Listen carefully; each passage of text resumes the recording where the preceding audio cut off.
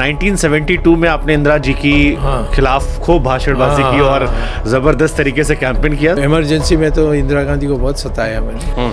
फिर मैं आईआईटी में गया तो इंदिरा गांधी ने कहा कि इसको निकाल दो।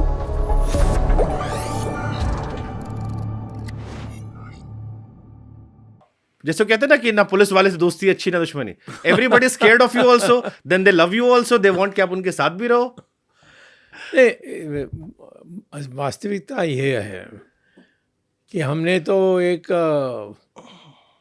हार्वर्ड यूनिवर्सिटी में प्रोफेसर था PhD लेने के बाद और ये सब छोड़कर मैं इंडिया आया। यहाँ आने के बाद ये सारे कम्युनिस्टों ने मुझे दिल्ली स्कूल ऑफ इकोनॉमिक्स में जहाँ निमंत्रण आई थी उस निमंत्रण को होते हुए भी उन्होंने डेमोन्स्ट्रेशन ये वो करके मुझे आने नहीं दिया कि ये तो राइट विंग है, ये एंटी कम्युनिस्ट है। उन दिनों में Delhi school of economics communist थी। फिर मैं आईआईटी में गया, वहाँ फुल प्रोफेसर बना 30 साल की उम्र में। और ये लोग समझने लगे कि हम इसको एक जड़ बन रही है हमारी यहाँ बड़ी व्यापक रूप से स्टूडेंट्स सब इसके पक्ष में हैं, क्योंकि इस इंजीनियरिंग स्टूडेंट्स को मैं मैथमेटिकली इकोनॉमिक्स समझ जाता था। तो इंदिरा गांधी ने कहा कि इसको निकाल दो और नो कंडीशन नथिंग। एक दिन शाम को मुझे चिट्ठी आई कि तुम प्रोफेसर नहीं हो। तो मैं कोर्ट गया था और मेरे ख्याल में 30 साल या 25 साल के बाद जीता। 24 साल में आपने हार्वर्ड में PhD की। 27 साल में आप प्रोफेसर बने। फिर 1972 में आपने इंदिरा जी की खिलाफ खूब भाषणबाजी की और जबरदस्त तरीके से कैंपेन किया। 72 में आपको हटाया गया एंड देन यू वोन इन 1991। That's right. और 74 में मैं MP भी बन गया था जनसंघ का। तो इमरजेंसी में तो इंदिरा गांधी को बहुत सताया मैंने।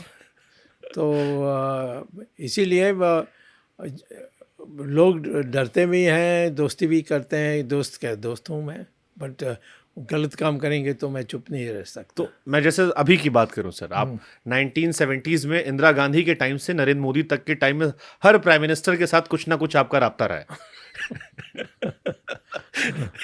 अभी इंडियन पॉलिटिक्स में आपके कितने फ्रेंड्स हैं? फ्रेंड्स तो बहुत हैं। वो डरने वाले नहीं सर, वो जो नहीं डरने वाले तो सब नहीं। देखिए, नरसिम्हा राव तो ओपनली मेरा फ्रेंड था, राजीव गांधी भी ओपनली फ्रेंड था, चंद्रशेखर भी, वो मेरा प्राइम मिनिस्टर था, उसको मैंने ही प्राइम मिनिस्टर बनाया था राजीव गांधी से बात करके। और सीनियर मोस्ट मिनिस्टर मैं था और वो मुझे छूट दे देते इसके किसके बीच में वो जो करना करेगा। लोग जाके शिकायत करते थे कि उसने ये अनाउंस कर दिया, वो अनाउंस कर दिया, कैबिनेट में नहीं पूछा। तो उन्होंने कहा कि कैबिनेट बुला लो, वो वही होगा जो वो बाहर कह रहा है, तो कहीं को वेस्ट ऑफ टाइम। तो ऐसे मोरारजी देसाई के साथ मेरे बहुत अच्छे रिश्ते थे। और मैं समझता हूँ कि इंदिरा गांधी से भी जो दोबारा हार के फिर आई इमरजेंसी के बाद, तब राजीव गांधी के कारण हमारी दोस्ती वहाँ उनसे भी हुई थी। यानी निकट नहीं था, परंतु उनके साथ मिलना, उनके साथ बैठकर चाय पीना, ये सब होता था। हमारी समस्या थी VP सिंह से, वो बोगस था, 420 था, तो उसके साथ थी। और मैं समझता हूँ कि हमारी एक फ़र्क आ गया है नरेंद्र मोदी से, उसको उतारने में मैं लगा हूँ। बट हमने जो आपके बारे में पढ़ा, वो ये पढ़ा कि जब इमरजेंसी चल रही थी उस वक्त आप गुजरात और तमिलनाडु में रुका करते थे, क्योंकि यहाँ पर कांग्रेसी गवर्नमेंट नहीं थी। और कहीं कहीं हमने पढ़ा, कितना सा जवाब बताएंगे कि नरेंद्र मोदी सर आपको उस टाइम बस सही है। वो जब RSS के क्या रहनुमा था मैं, मकरंद देसाई जी के यहाँ रुकते थे। मकरंद देसाई मिनिस्टर थे।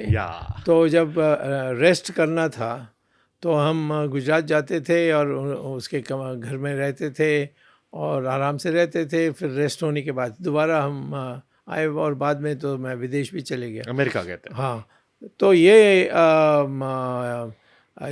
ज़रूर गुजरात के हमारी सरकार होने के कारण हमारे लिए बहुत सुविधाजनक थी। तो आरएसएस कहती थी कि जब आप बम्बई जाइए, बम्बई से ट्रेन लीजिए और उस ट्रेन जो है गुजरात की जो यानी कैपिटल है उसके एक अहमदाबाद, हाँ कर्णावती अहमदाबाद तो अब जाना चाहिए, कर्णावती कहना चाहिए।